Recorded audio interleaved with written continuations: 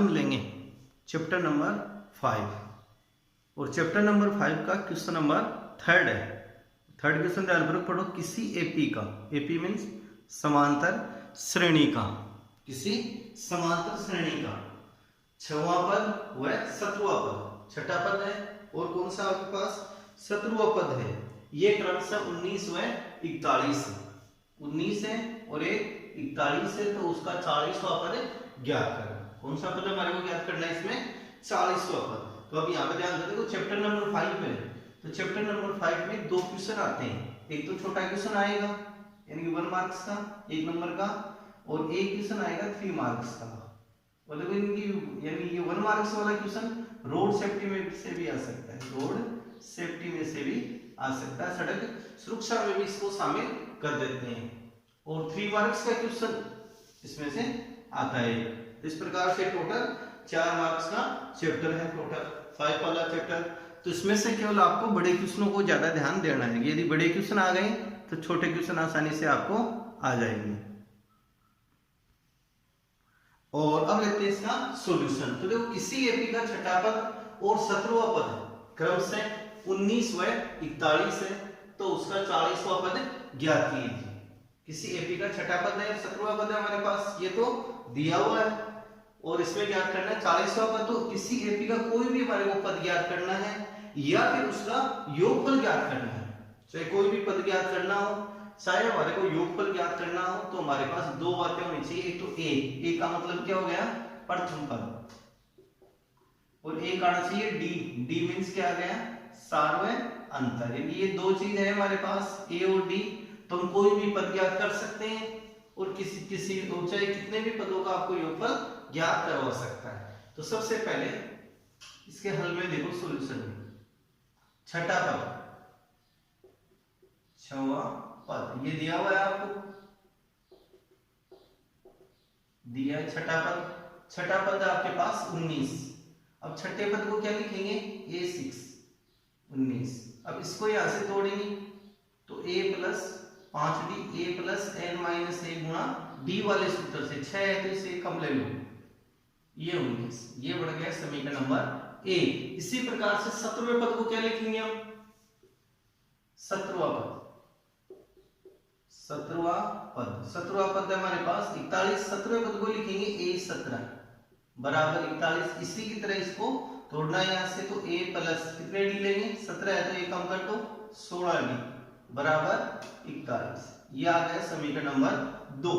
अब आगे हम यहाँ पर विलोपन विधि का प्रयोग करेंगे। कौन सी विधि का प्रयोग करेंगे इसमें? हम विलोपन विधि का, क्योंकि देखो हमारे को इसमें या तो a निकालना है या d निकालना है, दोनों ही आगे जाके फाइंड करने पड़ेंगे, ज्ञात करने पड़ेंगे a और d दोनों के मान। तो समीकरण 1 में से या तो समीकरण 2 को घटा दो या फिर समीकरण 2 में से समीकरण 1 को घटा दो। समीकरण 1 माइनस समीकरण 2, समीकरण 1 माइनस समीकरण 2। समीकरण 1 में से 2 को घटाने पर, तो समीकरण 1 है a प्लस 5d बराबर 19 और समीकरण 2 है a प्लस 6d के बराबर 41। और इसको घटा रहे हैं तो घटाने पर क्या होते हैं?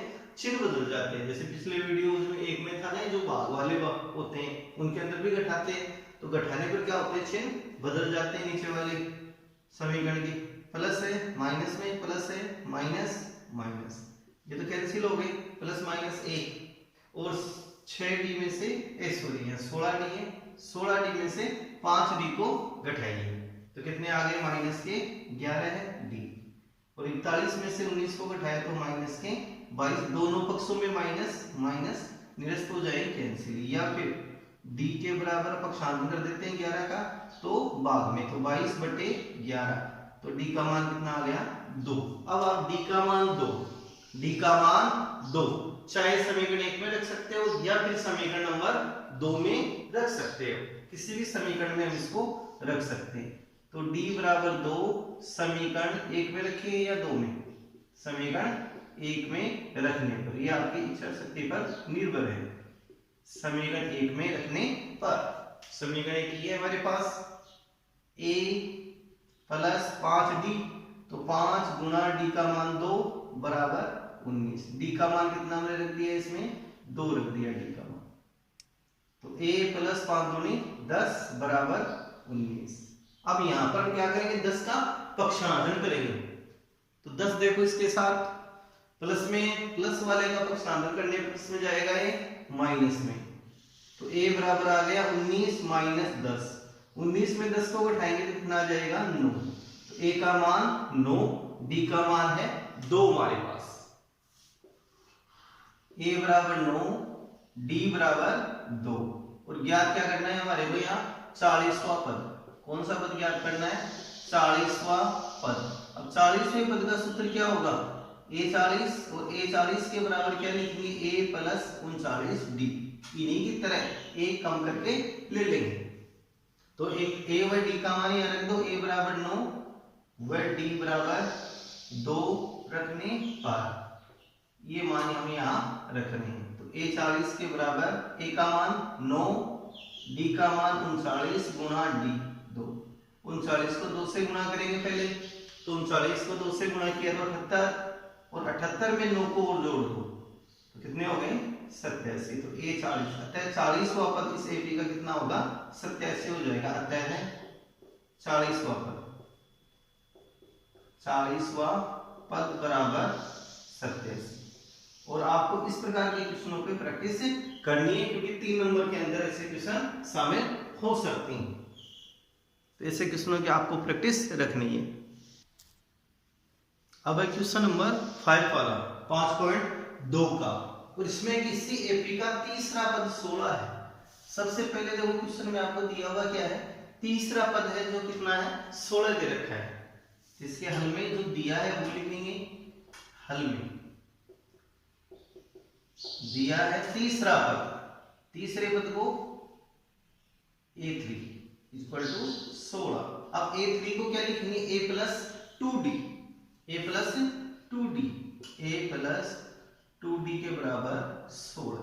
ये आ गया आपके पास समीकरण नंबर 1। अब आगे बढ़े क्वेश्चन को। 7वां पद है वो उसके 5वें पद से 12 अधिक है कि 7वां पद बराबर किसके होगा। यदि 5वें पद में हम 12 और जोड़ दें तब जाकर वो किसके बराबर होगा 7वें पद के। तो 7वां पद बराबर 5वां पद और 5वें पद में कितना जोड़े 12 जोड़ना हमारे को पड़ेगा। ये हमारे पास कहां से है प्रश्न के अनुसार। प्रश्न में ये बात दी हुई है अतः हमने ये समझ यहां से लिया है प्रश्न के अनुसार। एक बार हम देखते हैं 7वां पद बराबर किसके है 5वां पद। 5वें पद में कितना जोड़ेंगे 12 अधिक है कि 5वें पद से भी 12 अधिक है। 5वें पद में भी कितना और जोड़ दें 12 जोड़ दें तब जाकर वो किसके बराबर होगा 7वें पद के। अब 7वें पद के लिए a7 5वें पद के लिए a5 प्लस 12। अब यहां से इसको तोड़े तो a प्लस 6d और a5 को तोड़े तो a प्लस 4d प्लस 12। अब देखो दोनों ही साइड a प्लस का है यहाँ तो इनको निरस्त कर देते हैं। प्लस प्लस का कैंसिल होगा। 4d को इधर ले आओ तो 6d माइनस 4d बराबर 12। या फिर 6d में से 4d को घटाएंगे तो कितने d बच गए 2d या 2d के बराबर 12 या फिर d बराबर 12/2। तो कितना आ गया d का मान हमारे पास 6। अब देखो यहाँ पर हमारे एपी ज्ञात करनी तो वही हम प्रथम पद और सार्वंतर ज्ञात करना चाहते हैं। ऐसे क्वेश्चन में आपको पहले क्या ज्ञात करना पड़ेगा पहला पद और सार्वंतर। तो हमारे पास सार्वंतर को कितना आ गया डी का मान 6 आ गया है। अब डी का मान 6 समीकरण नंबर 1 में हम रखेंगे। एक बार और देख लो क्वेश्चन में किसी एपी का तीसरा पद 16 है तो a3 का मान कितना दे दिया आपको 16। फिर हमने इसको यहाँ से तोड़ दिया a प्लस 2d के रूप में बराबर 16। इसको मान लिया समीकरण नंबर 1। फिर दूसरा जो संबंध है क्वेश्चन में वो संबंध है वो 7वां पद है। ये 7वां पद बराबर किसके है 5वें पद में कितना और जोड़ेंगे हम 12 तब जाकर किसके बराबर होगा वो 7वें पद के। 7वें पद के लिए a7 5वें पद के लिए a5 प्लस 12। 7वें पद को क्या लिखेंगे a प्लस 6d a कम कर दिए यहाँ से। a5 को लिखेंगे a प्लस 4d। दोनों ही साइड देखो a प्लस का है तो कैंसिल हो जाएगा दोनों ही साइड। अब 6d तो यहाँ से 4d को पक्षांतर करके लाएंगे तो 6d माइनस 4d के बराबर 12 या 6 में से 4 को घटाएंगे तो 2d, 2d के बराबर 12, तो d बराबर 12 बटे 2 बराबर 6। अब d का मान 6 हम समीकरण नंबर 1 में रखकर a का मान ज्ञात करेंगे। d बराबर 6 समीकरण 1 में रखने पर, समीकरण 1 में रखने पर समीकरण 1 का हमारे पास a प्लस 2 गुणा d का मान कितना है हमारे पास 6, ये 6 यार 2 बराबर कितना आ गया 16। 6 को 2 से गुणा करेंगे तो 6 को 2 से गुणा किया तो कितना आ गया 12, या फिर a प्लस 12 के बराबर 16, 12 का पक्षांतर कर दो तो a बराबर 16 माइनस 12, 16 में से 12 को घटाएंगे तो 4, तो ये पहला पद हमारे पास कितना आएगा 4 है। अब देखो कोई भी एपी होती है, एपी यानी समांतर श्रेणी, तो इसका मानक रूप ये रहता है स्टैंडर्ड फॉर्म। मानक पहला पद a, दूसरा पद याद करने के लिए a प्लस डी का प्रयोग करते हैं, तीसरा पद a plus 2d, a plus 3d, इस प्रकार से आगे ये चलता ही जाता है, इस प्रकार से आगे जारी रहता है। तो ये रहता है मानक रूप। तो कोई भी समांतर श्रेणी तो उसके प्रथम 3 पद आप लिख दो या 4 पद लिख दो।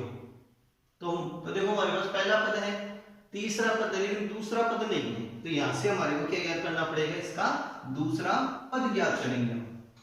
दूसरे पद के लिए a2, और a2 का क्या बनेगा सूत्र a प्लस d, और अब इसके अंदर a और d का मान रख दो। a का मान कितना है 4, d का मान 6, 6 और 4 कितना आ गया 10।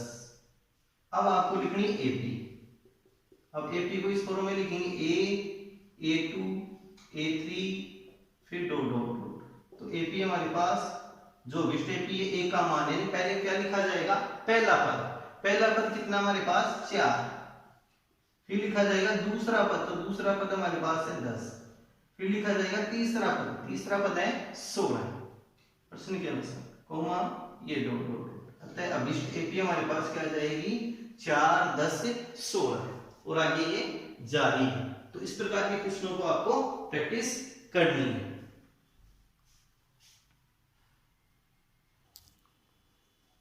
अब क्वेश्चन है 6 वाला 5.2 का कि 3 अंकों की कितनी संख्याएं 7 से विभाजित है। तो पहले तो हम पता करें कि 3 अंकों की संख्याओं की शुरुआत कहां से होती है। 3 अंकों की संख्याओं की शुरुआत होती है 100 से, 100, 101, 102, 103, 104, 105, इस प्रकार से लेके हम 999 तक आगे पहुंच सकते हैं। 3 अंकों की संख्याओं की शुरुआत कहां से होती है 100 से। तो इसके हल में चलेंगे 3 अंकों की संख्या,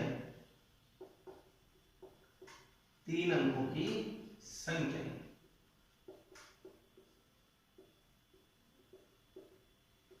तीन अंकों की संख्या की शुरुआत होती है 100 से, 100, 101, 102, इस प्रकार से चल के लास्ट में कौन सी है 999। लेकिन क्वेश्चन में क्या पूछा आपसे, 3 अंकों की वही संख्या आपको लेनी है जो 7 से कंप्लीटली विभाजित है, जो 7 से पूर्णतया विभाजित है, जिसमें 7 का भाग जाता हो। तो 7 से विभाजित, 7 से विभाजित 3 अंकों की संख्या है, 3 अंकों की संख्या है।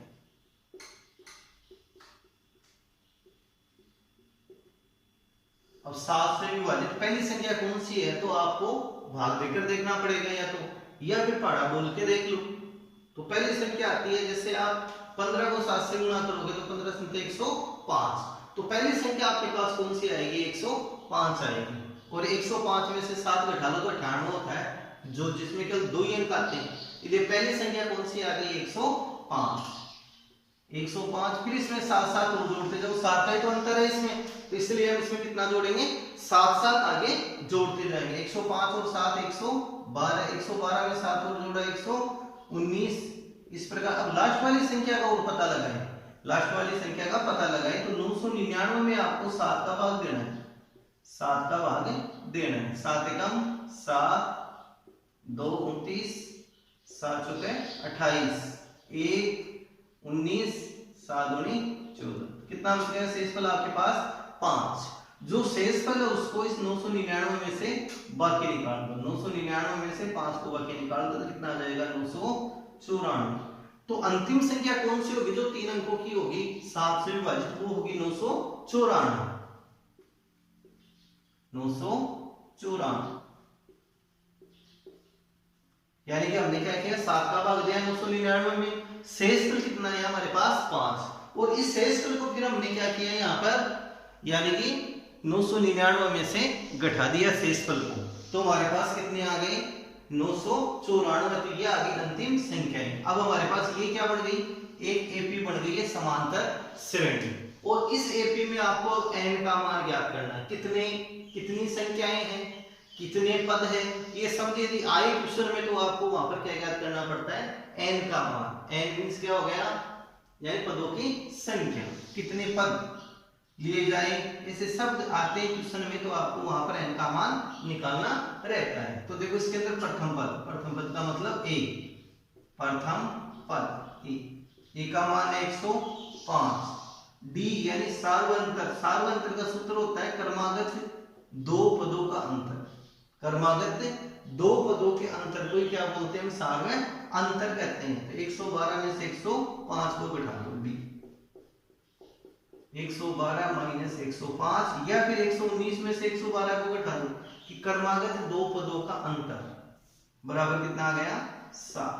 ये d n का मान हमारे को यहाँ ज्ञात करना है, और ये आ गया अंतिम पद an, इसको क्या बोलेंगे हम an बराबर 994। अब इसका हम सूत्र यूज करेंगे an का सूत्र है a plus n minus a Guna b, a plus n minus a Guna b। an का सूत्र है a plus n minus a Guna d बराबर an। अब a का मान, b का मान और n का मान हम इसमें रखेंगे। a का मान कितना हमारे पास 105 प्लस n का मान नहीं है तो n माइनस 1, d का मान है हमारे पास 7, d बराबर 7, an का मान है 994। इसका इधर पक्षांतर करेंगे पहले 105 का, तो प्लस का है, प्लस वाले का पक्षांतर करने पर किसमें आएगा ये माइनस में। यहां से बच गया n माइनस 1 गुणा 7 बराबर 994 माइनस 105। 994 में से 105 को घटा दो तो 889, 889 ये आ गया n माइनस 1 गुना 7, या फिर इस 7 का भी इसमें भाग दे दो, n माइनस 1 बराबर कितना आ गया 889 बटे 7। अब इसमें 7 का भाग देते हैं, 7 का भाग देंगे 889 में, 7 एकम 7, एक आ गया 18, 7 दूनी 4, ये 7 भाग, यानी पूरा भाग चला जाएगा, कितना आ जाएगा 127 हमारे पास, यानी 7 का भाग दिया 889 में तो कितना आया 127। n माइनस 1 बराबर 127, इस एक का नुकसान कर देते तो n बराबर 127 प्लस 1, तो n बराबर 128। अतः कितनी संख्या इन 3 अंकों की जो 7 से विभाजित है, तो आंसर में क्या आएगा 128 संख्या है। अतः यहाँ पे लिखेंगे, अतः 3 अंकों की 128 संख्याएं 7 से विभाजित संख्याएं 7 से विभाजित। अब इस प्रकार के कई क्वेश्चन बनते हैं, जैसे 6 से विभाजित पूछ ले, 5 से विभाजित पूछ ले, 3 अंकों के पूछ सकते हैं, 4 अंकों के। तो आप इसी प्रकार से इन्हीं क्वेश्चनों का आगे आप प्रैक्टिस कर सकते हो, अभ्यास आपको कंटिन्यू करना है। अब एग्जाम्पल नंबर 17, चैप्टर नंबर 5 का ये 5.3 से ठीक पहले इंपॉर्टेंट है, 3 नंबर के क्वेश्चन में आने के इसके चांस है। एग्जाम्पल नंबर 17, तो देखो इसके अंदर यदि किसी एपी के प्रथम 7 पदों का योग 49 है। पहले कितने को देखो 7 पदों का योग। अब योग को हम लिखते हैं एस एन के द्वारा, योग को किसके द्वारा लिखेंगे एस एन के द्वारा, हल में दिया है 7 पदों का योग। 7 पदों के योग को क्या लिखेंगे S7, 7 लगा दिया नीचे, बराबर 49। अब इसके अंदर देखो इस सूत्र के द्वारा चलेंगे एस एन के, एस एन का है n/2 तो 2a plus n minus a Guna d। इस सूत्र के द्वारा हमारे को आगे बढ़ना पड़ेगा। फिर है प्रथम 17 पदों का योग 289 है, प्रथम n पदों का योग ज्ञात करना। तो हमारे को इस क्वेश्चन में भी a और d का मान ज्ञात करना पड़ेगा। a यानी प्रथम पद, d यानी सारवंतर। कोई भी एपी निकालनी है या एपी के पदों का योगफल निकालना है तो आपके पास क्या होना चाहिए, प्रथम पद होना चाहिए, सारवंतर होना चाहिए, तो हम आसानी से ज्ञात कर सकते हैं। इस सूत्र की सहायता से हम चलेंगे। शुरू में लेते हैं n का मान, तो n का मान आपके पास कितना है 7, 7 पदों का योग n/2। फिर 2a का मान नहीं है, प्लस n का मान 7 माइनस 1, d का मान भी नहीं है हमारे पास, बराबर sn, s7 कितना है 49। सूत्र के अनुसार हम आगे बढ़े। sn n का मान 7/2 n/2, 2a 7 minus 1 n minus 1 की जगह d बराबर 49। अब आगे चलते हैं इसके अंदर, तो इसको क्रॉस गुणा कर लो, वज्र गुणा। इसको क्या करेंगे आगे, वज्र गुणा। तो 2/7 हो जाए 49 के साथ यहां से आ गए 2a, 7 में से 1 को घटा दो, 6d के बराबर 49 गुणा 2/7। 7 से काटेंगे 49 को तो 7 बार, 7 को 2 से गुणा कर दो 14, तो ये आ गया 2a प्लस 6d के बराबर 14। और अब इसके दोनों ही पक्षों में हम 2 का भाग दे सकते हैं, क्योंकि सभी पदों में 2 यहाँ कॉमन है ना, बेनिष्ठ है, अतः इसमें 2 का भाग देकर और इसको सरल रूप में प्राप्त कर सकते हैं। 2 का भाग देने पर, 2 का भाग देने पर इसमें 2 का भाग देंगे तो a प्लस 3d के बराबर 7, ये आ गया हमारे पास समीकरण नंबर 1। ठीक इसी प्रकार से इसके अंदर चलेंगे। प्रथम 17 पदों का योग कितना आपके पास 289 है, 17 पदों का योग, तो s17 के बराबर 289। इसी सूत्र के अनुसार इसमें चलना है, तो n का मान कितना है 17/2, 2a प्लस n का मान 17 माइनस 1 गुणा d का मान ही नहीं है बराबर 289। ठीक इसी स्टेप की तरह इसको भी हमें क्या करना पड़ेगा, इसमें क्रॉस गुणा, वज्र गुणा। तो 2a प्लस 17 में से 1 को घटाएंगे तो कितना आएगा 16d बराबर 289 गुणा 2/17। अब यहाँ 17 का भाग दे दो 289 में, तो 17 का वर्ग है 289 स्क्वायर, ये 17, 17 दूनी 34, 2a प्लस 16d बराबर 34। अब इसमें भी हम 2 का भाग दे सकते हैं, दोनों पक्षों में 2 का भाग, इसका भी सिंपल रूप आ जाएगा 2 का भाग देने पर। अब देखो 2 का भाग देंगे तो a प्लस 2 का भाग दिया 16 में तो 8d बराबर 17, ये समीकरण नंबर 2। अब हमारे को यहाँ पर a और d निकालना है, तो पिछले क्वेश्चन की तरह हम क्या करेंगे, समीकरण 1 में से समीकरण 2 को घटाएंगे या फिर समीकरण 2 में से समीकरण 1 को घटाएंगे। यानी कि हम यहाँ पर किस विधि का प्रयोग करेंगे, विलोपन विधि का। समीकरण 1 में से 2 को घटाने पर समीकरण 1 माइनस समीकरण 2, यानी a और d का मान ज्ञात करना हमारे मेन ये है। तो a प्लस 3d बराबर 7, ये आ गया समीकरण नंबर 1। समीकरण 2 है a plus 8d, a plus 8d के बराबर 17। घटाएंगे तो घटाने पर क्या होते हैं, चिन्ह बदल जाते हैं, ये माइनस माइनस ये माइनस, तीनों ही प्लस के थे तो माइनस में बदल गए, a plus minus cancel, 8d में से 3d को घटा दो तो माइनस के 5d, 17 में से 7 को घटाएंगे तो माइनस के 10, माइनस माइनस कैंसिल, d के बराबर कितना आ गया 10/5 बराबर 2, तो d बराबर हमारे पास कितना आ गया 2। अब d का मान 2 या तो समीकरण 1 में रख सकते हैं या फिर समीकरण नंबर 2 में रख सकते हैं। तो d बराबर 2 समीकरण 1 में रखने पर, 1 या 2 किसी में भी आप रख सकते हैं, 1 में रखने पर। इसके बाद यहां से स्टेप ले रहे हैं, तो d का मान कितना रखना है आपको 2, a प्लस 3 गुणा 2 बराबर 7, 3 को 2 से गुणा किया तो 6, और इसका हम पक्षांतर कर देंगे हम 6 का, तो माइनस में, तो ए के बराबर कितना आ गया 7 माइनस 6 बराबर 1। तो प्रथम पद कितना आ गया 1 हमारे पास, डी का मान आ गया 2। अब आगे क्वेश्चन में क्या ज्ञात करना है, प्रथम n पदों का योगफल, यानी ए का मान है 1, डी का मान कितना आया 2, n का मान कितना है n पदों का योग, n पदों का योगफल आपको इसमें ज्ञात करना है। n पदों के योग में Sn का सूत्र लगाएंगे, n/2 2a plus n minus a Guna d। इस सूत्र के अनुसार हम आगे बढ़ेंगे। अब देखो इसके अंदर n का मान n हमारे पास n/2, 2a 2 गुना a का मान 1, n का मान n माइनस 1, d का मान 2। तो n/2, 2 को 1 से गुणा करेंगे तो 2 प्लस इस 2 को इन दोनों पदों से गुणा कर दो, 2 को n से गुणा करेंगे तो 2n माइनस 2 एकम 2। अब ये माइनस का 2 ये प्लस का 2 एक दूसरे को निरस्त कर देंगे, तो यहां से आ जाएगा n/2 गुणा 2n,